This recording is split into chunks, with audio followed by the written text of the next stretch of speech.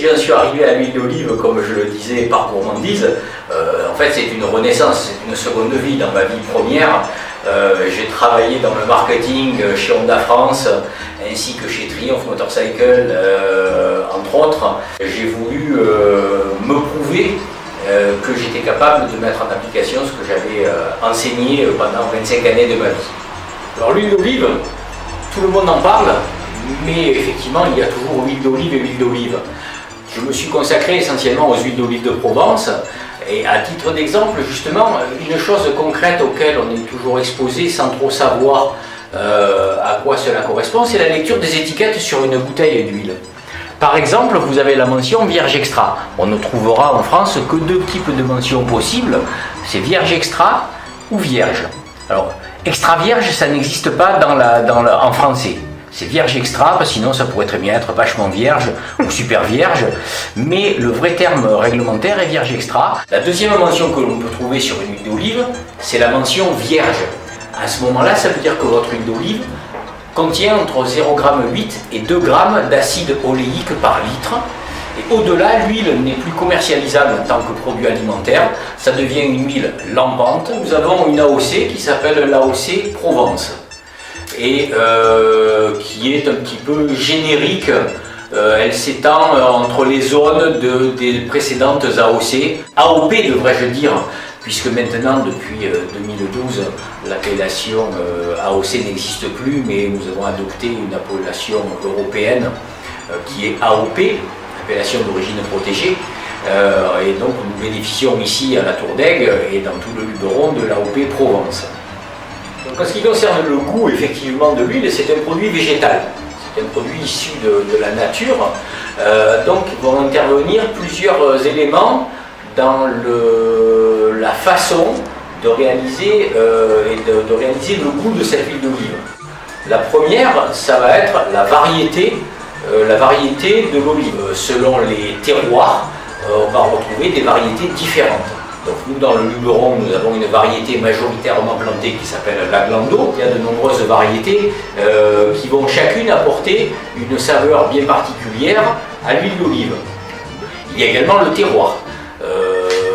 Et ensuite, donc le terroir en fonction des sols, en fonction de l'ensoleillement. Au sujet des huiles d'olive et de leur usage en cuisine, il existe plusieurs familles d'huiles d'olive.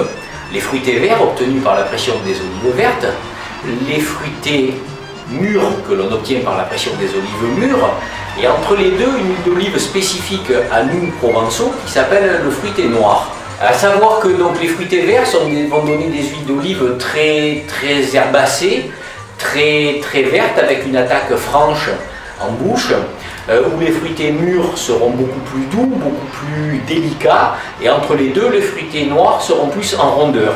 Si je devais faire un parallèle avec le vin, je dirais que le fruité vert est un petit peu le vin rosé de l'huile d'olive, quand le fruité noir est le vin rouge. Moi j'ai découvert l'aioli avec une huile d'olive de tradition, avec un fruité noir.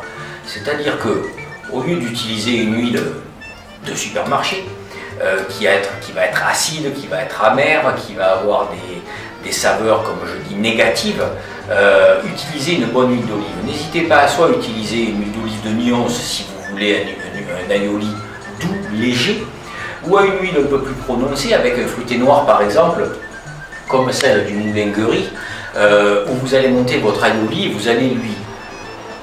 vous allez faire exacerber des odeurs, des arômes bien particuliers sans avoir aucune acidité, aucune amertume, et vous surprendrez bien du monde avec cet aioli-là. Il y a des choses intéressantes à utiliser sur nos huiles d'olive, c'est justement cet accord entre un fruité noir et une salade de fraises, où on peut avoir quelque chose de très subtil et de très surprenant. Utilisé également sur une salade d'agrumes, pamplemousse, mandarine, orange, c'est délicieux, ce sont des huiles. Et puis bien entendu, on parle de l'usage de l'huile d'olive en dessert, il y en a un qui est incontournable chez nous, c'est le gibassi ou la pompe à l'huile. L'huile d'olive et la santé. Outre l'aspect gustatif, culinaire de l'huile d'olive, je dirais propre à notre gastronomie provençale, il est de notoriété publique maintenant que c'est un des ingrédients majeurs dans ce fameux régime crétois, régime méditerranéen, car on a découvert que l'huile d'olive faisait des centenaires grâce justement à ses propriétés diététiques. Alors vous découvrez ici une autre facette de l'usage de l'huile d'olive, c'est son usage en savonnerie, en cosmétique. Il faut savoir que également, quand une huile n'est plus obligatoirement consommable, on peut l'utiliser en savonnerie et puis se servir également des différents constituants de l'olivier comme éléments, ingrédients cosmétiques. Les extraits de feuilles d'olivier par exemple, ou les extraits de fleurs d'olivier, ou encore une fois le squalane végétal, qui est une molécule extraite de la pâte d'olive une fois qu'on en a extrait l'huile d'olive alimentaire. C'est le savon de Marseille, qui est un savon à l'huile d'olive, une recette ancestrale que je propose toujours dans ma boutique et qui est fabriquée dans une des dernières savonneries qui cuit son savon au chaudron à Marseille.